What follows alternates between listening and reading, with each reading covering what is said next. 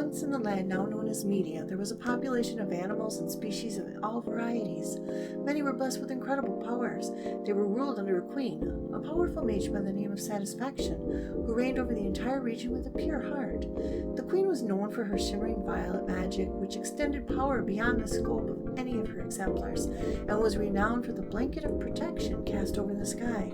The code of magic guarded the land from any danger that came from the neighboring lands across seas, and brought comfort to all those under it. Even with the vast boundary, the barrier lasted through the day and night without ever wavering in strength, proving the queen's devotion to her land. The powerful ruler loved each and every one of her subjects. It was said her wings could stretch across the entire length of the land, and in the darkness of night she could promise a safe night of rest from the dangers that threatened beyond her magic barrier.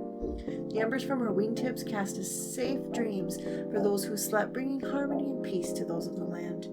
However, the queen had been unaware of a growing threat within her borders.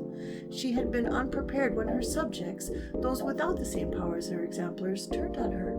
They claimed the right for equality for both those without and those blessed with the gift of magic, and demanded the queen make her exemplars and masters of magic build them technology of an equal, or even greater, power to their own. The queen and her advisors were hesitant, but over time the ruler agreed and obliged to their demands.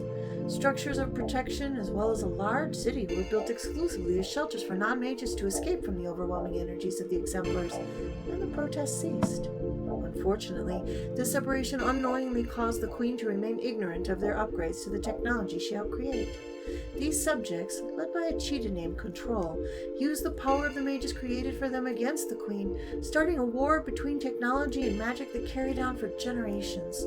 After years of battle between the queen and the new technology leader, the two sides reached an impasse.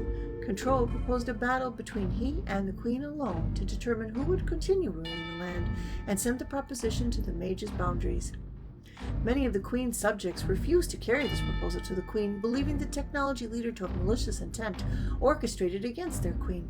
However, a single traitorous mage infiltrated the territory and delivered the challenge to the queen under the technology leader's direction. With this mage's assurance and encouragement, the queen agreed to the battle and set out with her advisor to face the technology leader for a final battle. The two rulers met in the heart of the land. Only their two advisors and the courier of the challenge allowed to witness the battle.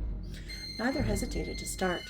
The fight between the two rulers was said to have lasted for 27 hours. In some of the legends, it has been furthered the queen claimed the other leader was cheating after the battle began, using a form of magic to absorb her own as they fought. It was said to have angered her for the first time documented in history, as well as the last. Both leaders died during the battle, and rumors of mythical artifacts being created out of their essence spread through the region. It was rumored the mages retrieved the queen's artifact, a crystal cube that could generate magic on its own and give power to its holder beyond any limitation. This one object was said to represent the row of multicolored cubes that had circled around the queen when she flew through the skies at night, casting good thoughts to her subjects so they would rest well for the work of the next day. The technology leader's artifact was thought to derive from anti-magic, but was never known to be retrieved nor carried openly by his successors, making the subjects who heard the story doubt if the artifact ever existed. Whether the artifacts exist or not, most, if not all, the legends concur the queen did not die without cursing the land for the leader's actions before her demise. It's claimed that she doomed them to repeat the unfairness and murder caused by the mage courier who had brought the message to her for several generations, knowing the battle had been engineered against her unfairly. Control's sister carried on his rulership after he passed, until her son, and then grandson, became the kings of the new land now known as Media. Mages never attempted to overthrow Media's leader since, at least never successfully.